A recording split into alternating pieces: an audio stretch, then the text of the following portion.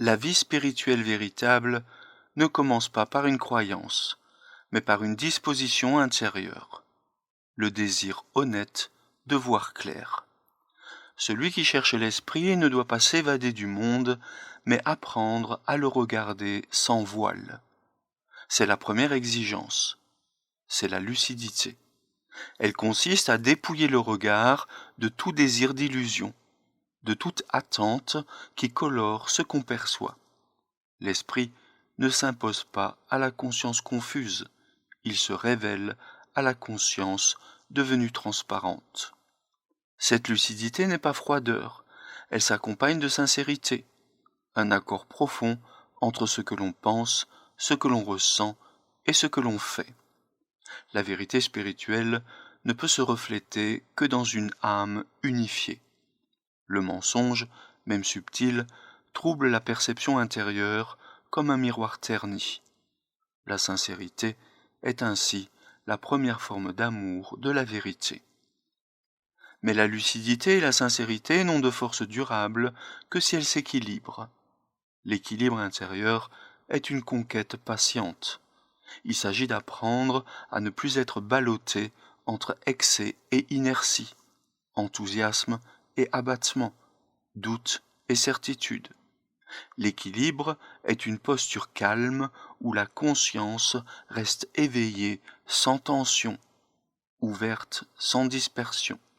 C'est à partir de cette stabilité que l'âme peut devenir un instrument de connaissance.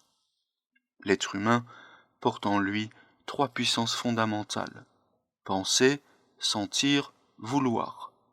Elles sont comme trois courants d'un même fleuve. Quand elles se désunissent, l'âme souffre. La pensée s'isole et se fige, le sentiment s'enflamme et s'égare, la volonté s'endurcit ou se perd. Le travail spirituel vise à rétablir l'harmonie.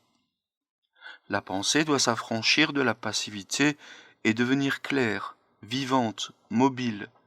Elle n'est plus seulement un outil d'analyse, mais un organe de lumière.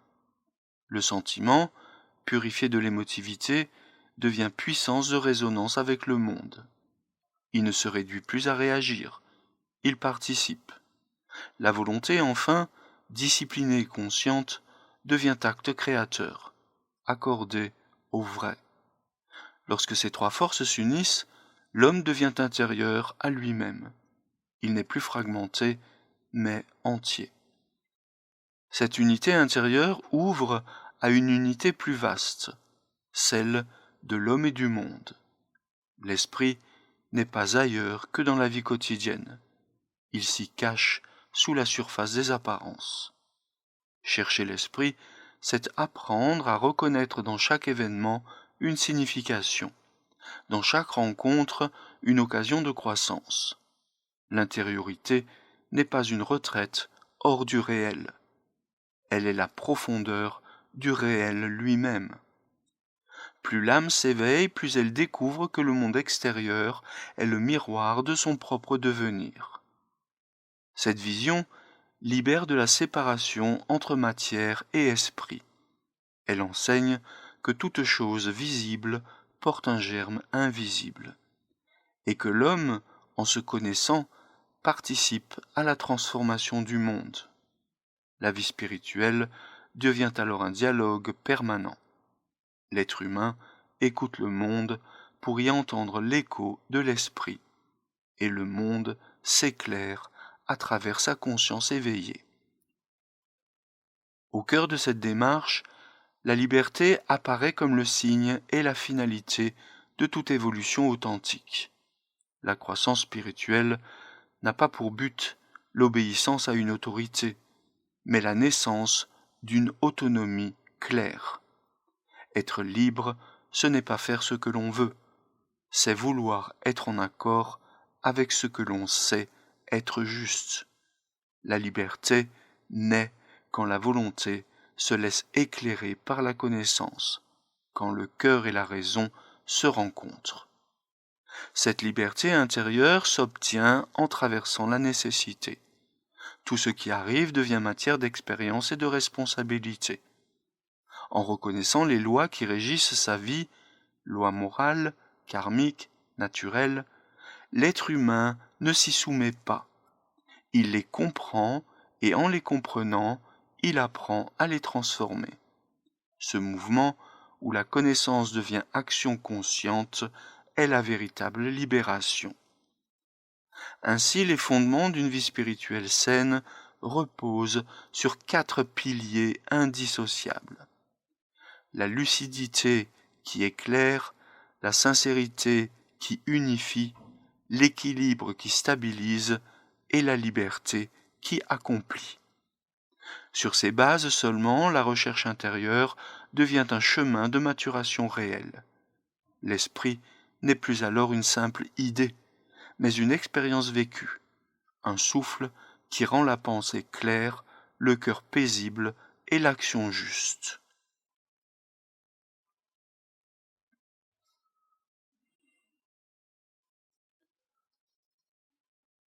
Tout chemin vers la lumière traverse ses ombres. Chercher l'esprit, c'est aussi réveiller ce qui en soi résiste à sa clarté. Les dangers de la vie spirituelle ne sont pas des obstacles extérieurs. Ils naissent des déséquilibres intérieurs que la lumière révèle. La conscience doit donc apprendre à discerner ce qui élève de ce qui séduit, ce qui vivifie de ce qui enivre. Le premier danger est l'exaltation. Dès que l'âme perçoit une réalité plus vaste, elle risque de se laisser emporter par l'émotion. Ce qu'elle découvre, elle veut le posséder. Ce qu'elle pressent, elle croit déjà le connaître. La ferveur devient confusion. La chaleur se transforme en feu qui brûle au lieu d'éclairer. L'enthousiasme n'est pas encore la lumière. Il n'en est que le reflet dans un cœur qui s'enflamme trop vite. Ce piège se dépasse par la mesure, le calme et la continuité du travail intérieur. À l'opposé, un autre danger guette, le durcissement intellectuel. L'esprit, inquiet de l'invisible, se replie sur ses certitudes et réduit le réel à ce qu'il peut comprendre. Il ne veut pas se perdre dans l'inconnu, il se protège en se refermant. Mais cette fermeture étouffe la vie de la pensée. Là où la connaissance devient système, l'esprit cesse d'être vivant.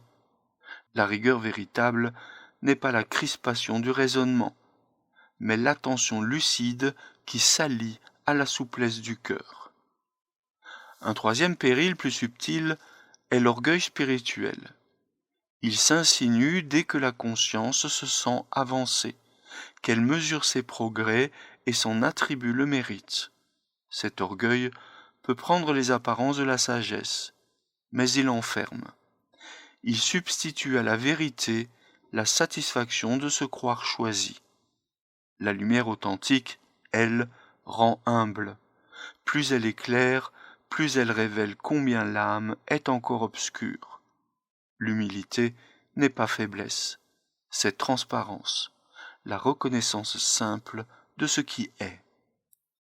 Il existe aussi le danger de la curiosité mystique, cette soif d'expérience extraordinaire qui détourne du travail intérieur patient.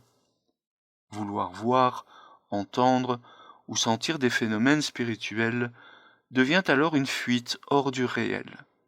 Le monde invisible n'est pas un spectacle, mais un champ de responsabilité. On ne pénètre pas dans ces domaines pour s'y divertir, mais pour y servir. La véritable vision ne se cherche pas. Elle s'impose à la conscience mûrie comme la lumière à l'œil, prête à la recevoir. À côté de ces illusions, d'autres dangers plus graves menacent la santé de l'âme. La fuite morale et le déséquilibre émotionnel. Quand la recherche spirituelle devient refuge contre la vie, elle perd son sens.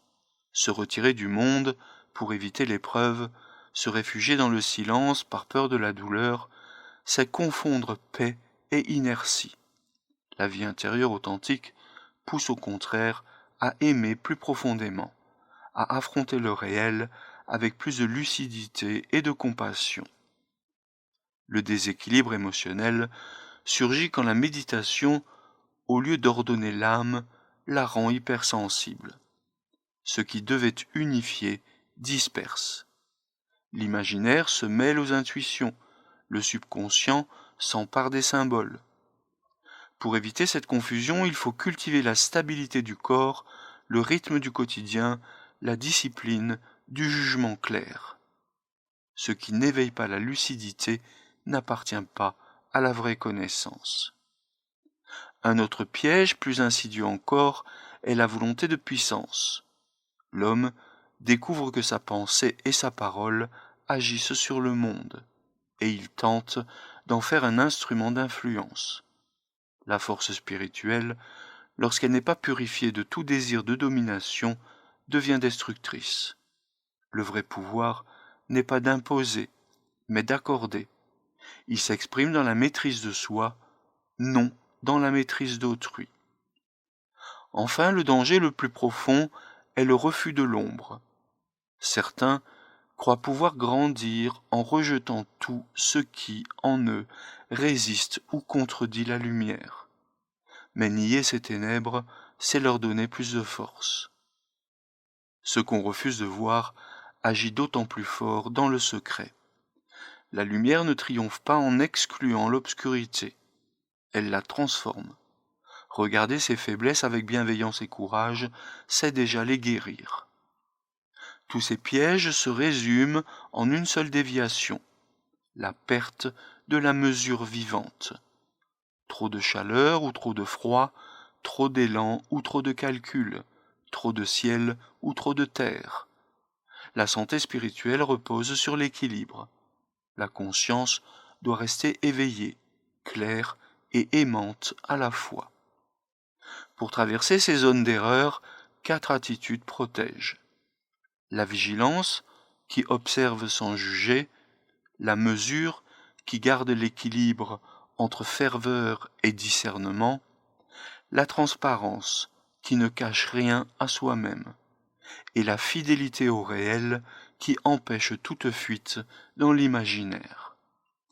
L'être humain ne devient solide qu'en apprenant à reconnaître ses déséquilibres sans s'y identifier.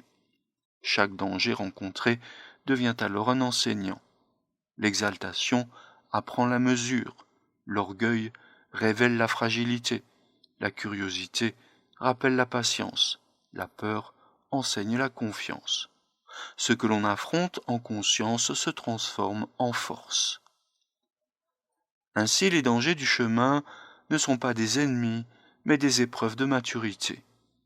Ils obligent à purifier l'intention, à affermir la lucidité, à unir la connaissance et l'amour. Là où le chercheur persiste à rester vrai, le danger devient passage. L'ombre s'éclaire et la lumière devient plus humaine. Le travail intérieur n'a de sens que s'il se traduit par une transformation vécue. La santé de l'âme ne se mesure pas à des visions ou à des expériences, mais à la qualité de la conscience. Les signes d'une guérison spirituelle sont simples, discrets et constants. Ils ne se manifestent pas dans le spectaculaire, mais dans la manière d'habiter la vie. Le premier signe est la clarté de la conscience. L'être apprend à se connaître sans se juger. Les pensées ne sont plus des flèches lancées dans l'obscurité, mais des lumières tranquilles qui révèlent les contours du réel. La pensée devient transparente à elle-même. Elle ne sert plus à défendre, à justifier ou à prouver, mais à comprendre. Dans cette clarté, la peur perd sa force, car la conscience voit au lieu de subir. Le second signe est la stabilité du cœur. Les émotions cessent de gouverner la vie intérieure. La sensibilité reste vivante, mais elle se déploie dans la mesure et la profondeur. On ne réagit plus avec excès, on répond avec justesse. Les douleurs ne ferment plus, elles instruisent. Les joies ne grisent plus, elles nourrissent. Le cœur équilibré devient organe de connaissance. Il sent la vérité avant de la formuler. mais sans confusion ni exaltation. Le troisième signe est la maîtrise douce de la volonté. L'énergie d'agir, autrefois dispersée ou tendue, s'accorde à la conscience claire. La volonté cesse d'être impulsion. Elle devient orientation. Ce qui autrefois était effort se transforme en adhésion. L'être agit par nécessité intérieure, non par contrainte ni par ambition. Il ne cherche pas à imposer sa force, mais à servir ce qu'il comprend comme juste. Lorsque ces trois forces, pensée, sentiment, volonté, se mettent en harmonie, un nouvel équilibre naît, l'unité intérieure. L'homme ne vit plus dans le conflit de ses tendances, mais dans une continuité calme. Il devient présent à lui-même. Ce sentiment de cohérence apporte une paix nouvelle, non pas absence de tension, mais accord profond entre ce que l'on pense, ce que l'on ressent et ce que l'on accomplit. De cette paix naît la bienveillance véritable. L'être humain guéri ne juge plus, il comprend. Il n'approuve pas, mais il perçoit le sens des choses et des êtres. Son regard devient plus large, son jugement plus lent, son écoute plus profonde. Cette compréhension n'est pas sentimentalité, elle est lucidité aimante. Elle transforme la critique en discernement et la réaction en responsabilité. Un autre signe de maturation spirituelle est la gratitude. L'âme, ayant traversé ces épreuves, découvre que chaque événement, même douloureux, contenait une leçon. Ce qui paraissait obstacle devient tremplin. La gratitude est la mémoire lumineuse de ce que la vie a enseigné. Elle relie l'être à la source de toute existence. Là où la plainte se tait, la reconnaissance commence, et avec elle, la véritable joie. Cette joie précisément est le fruit le plus clair d'une âme équilibrée. Ce n'est pas l'excitation des bons jours, mais une joie calme, sans objet, qui accompagne la conscience éveillée. Elle ne dépend plus de ce qui arrive, mais de la manière dont on le vit. Elle n'exclut pas la douleur, elle la transfigure. Ce contentement profond, silencieux, est la respiration naturelle d'une âme réconciliée avec elle-même. La guérison spirituelle s'exprime aussi dans le rapport au monde. L'être qui a retrouvé son centre ne se retire pas de la vie. Il y participe avec justesse. Il agit sans se perdre dans l'action, contemple sans fuir dans la passivité. Il devient médiateur entre la matière et l'esprit. Ce qu'il a compris en lui-même, il l'incarne dans ses gestes, sa parole, sa manière d'être. L'extérieur devient reflet de l'intérieur. Enfin, la maturité spirituelle se reconnaît à la transparence. L'âme cesse de se prendre pour source de la lumière. Elle en devient le canal. Rien n'est plus personnel, tout devient passage. La pensée éclaire sans briller, la parole inspire sans dominer, la présence apaise sans séduire. C'est la simplicité du clair matin après la tempête. Ces signes ne se décrètent pas. Ils apparaissent naturellement lorsque la conscience a traversé ses déséquilibres et reconnu ses ombres. La lumière véritable ne s'ajoute pas à la vie, elle s'en dégage. La guérison de l'âme n'est pas un miracle soudain, mais le résultat patient d'une transformation intérieure où la vérité devient plus forte que la peur, la paix plus forte que le désir, et l'amour plus fort que la volonté de puissance. Alors la vie spirituelle atteint sa maturité, non dans le retrait du monde, mais dans une présence consciente à tout ce qui vit. L'esprit ne se cherche plus, il agit silencieusement à travers l'être humain, devenu clair, stable et libre. Quand l'âme a trouvé un certain calme et que la lumière commence à la traverser, le travail essentiel devient celui du discernement. La clarté acquise ne doit pas s'éteindre, la paix ne doit pas se figer. Le discernement n'est pas une technique, c'est une attitude intérieure de veille, un sens intime du vrai, de l'équilibré, du vivant.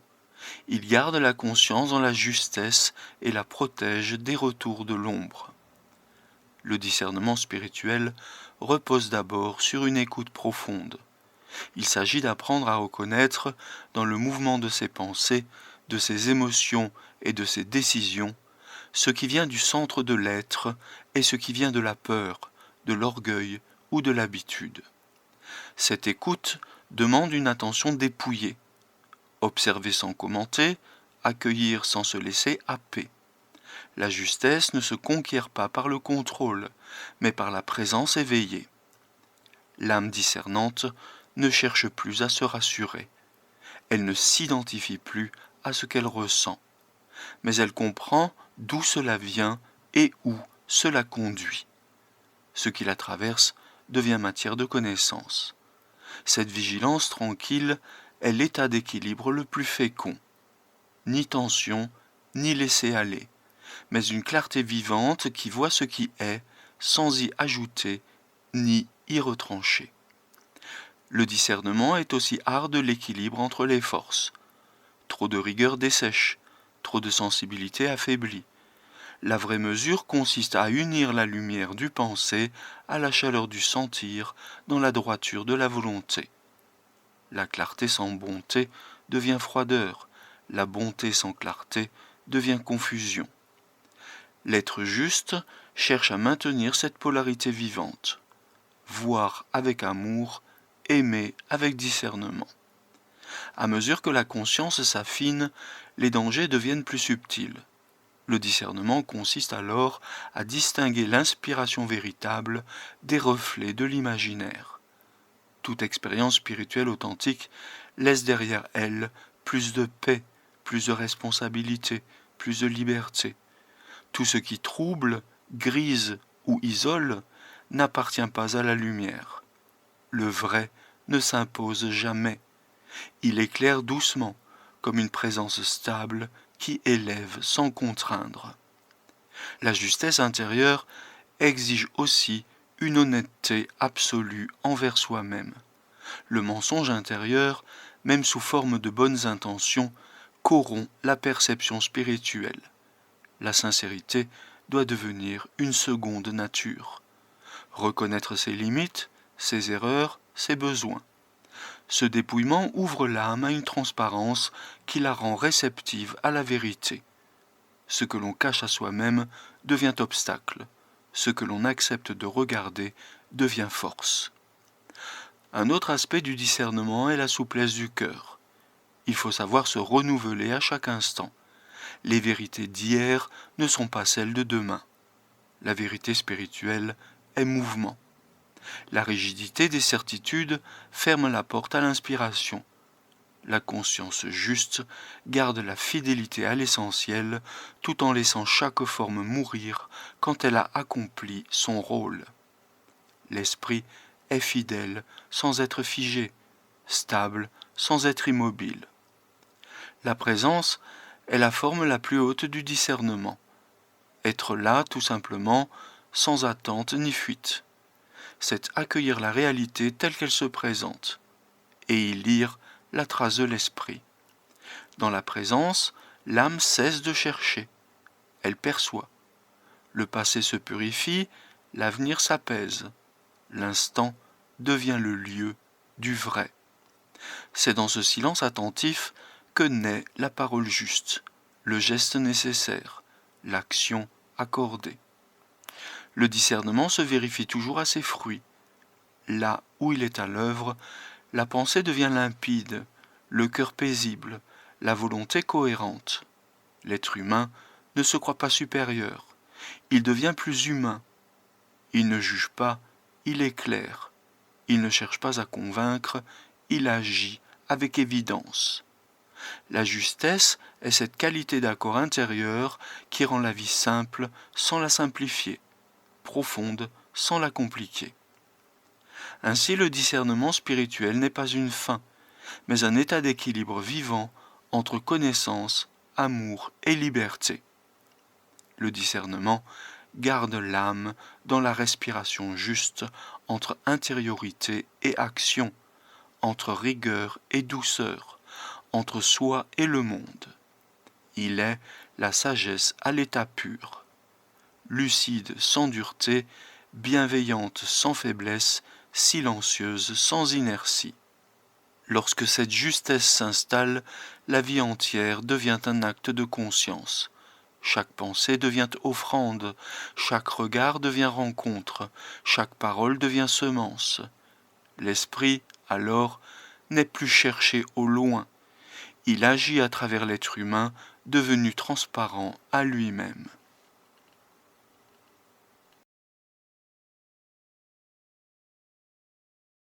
Toute véritable démarche spirituelle conduit l'être humain à se reconnaître comme un être en devenir. Elle ne cherche pas à lui conférer un état d'exception, mais à éveiller en lui la conscience de ce qu'il est profondément. La maturité spirituelle ne consiste pas à s'élever au-dessus du monde, mais à l'habiter pleinement, en y portant la clarté, la mesure et la chaleur de l'esprit. Ce chemin commence dans la lucidité. Voir sans fuir, observer sans juger. C'est là le premier pas de la liberté. Tant que la conscience se voile par la peur, le désir ou la croyance, elle reste prisonnière. Mais, dès qu'elle accepte de se regarder telle qu'elle est, la lumière commence à se frayer un passage. La vérité ne vient pas d'ailleurs. Elle s'éveille là où l'on cesse de se mentir à soi-même. Vient ensuite le travail de l'équilibre. L'être humain porte en lui trois forces qu'il doit apprendre à harmoniser: la pensée, le sentiment et la volonté. Ces trois puissances ne sont pas ennemies mais complémentaires. La pensée éclaire, le cœur réchauffe, la volonté réalise. Lorsqu'elle se désaccorde, la vie intérieure devient chaotique. Lorsqu'elle s'accorde, la conscience devient musique. Cette harmonie n'est pas donnée, elle se construit chaque jour par l'effort, la patience et la fidélité à soi. La croissance spirituelle exige alors la purification des motifs. Chercher la lumière pour dominer ou pour fuir l'existence conduit à l'illusion. Chercher la lumière pour servir le vrai et le bien, c'est s'approcher du réel. La transformation authentique ne s'accompagne pas d'orgueil ni d'exaltation, mais d'humilité tranquille. Celui qui a vu un peu de clarté sait combien il reste de nuit en lui. C'est cette humilité qui le garde ouvert à la grâce du devenir. La santé de l'âme se reconnaît à ses fruits: clarté, stabilité, bienveillance, liberté. Une pensée claire relie au réel. Un cœur stable apaise les autres. Une volonté lucide agit sans violence.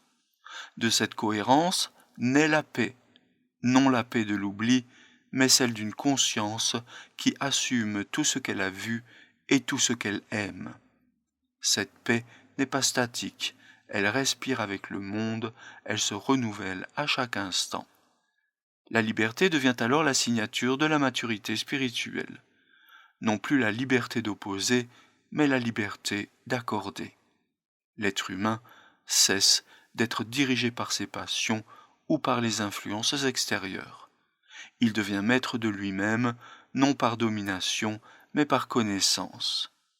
Il agit selon la nécessité intérieure du vrai. Cette liberté responsable est le but et la preuve du chemin. Elle rend l'esprit vivant dans le monde. À ce stade, la vie spirituelle cesse d'être recherche, elle devient participation. L'homme éveillé n'a plus besoin de s'isoler pour rencontrer l'esprit, car il le perçoit dans tout ce qu'il fait. Chaque être, chaque événement, chaque geste devient miroir de la même réalité profonde. La séparation entre matière et esprit se dissout. Le monde devient transparent à sa source. Mais cette transparence n'abolit pas l'action, elle la rend féconde. La sagesse véritable n'est pas contemplation passive, c'est service créateur. La lumière que l'on reçoit doit se donner. Celui qui a trouvé la paix intérieure devient naturellement un point d'équilibre pour son entourage. Par sa présence, il rappelle sans discours qu'il est possible de vivre en conscience. La maturité spirituelle s'exprime enfin dans la simplicité. Plus l'être s'approfondit, plus il s'allège. Il parle moins, mais chaque mot porte. Il agit moins par volonté que par nécessité intérieure. Il ne cherche plus à convaincre, mais à incarner. Cette simplicité n'est pas pauvreté de pensée, elle est pureté d'intention. Vient alors un sentiment discret, inébranlable, la joie silencieuse. Non la joie de posséder, ni celle de comprendre, mais celle d'exister dans la lumière, d'être traversé par un sens qui dépasse et enveloppe tout. Cette joie n'exclut pas la souffrance, elle la transfigure. Elle fait de la douleur même une porte d'élargissement. Ainsi la vie spirituelle saine se résume en une équation simple. Conscience éveillée, plus cœur aimant, plus volonté accordée. Quand ces trois dimensions vibrent ensemble, l'esprit devient respiration. L'homme ne s'efforce plus d'être spirituel. Il vit selon la vérité, avec calme, respect et gratitude. C'est là le signe d'une sagesse vivante, une clarté sans orgueil, une chaleur sans passion, une force sans dureté, une humanité réconciliée avec elle-même, où chaque instant devient lieu de rencontre entre la terre et le ciel.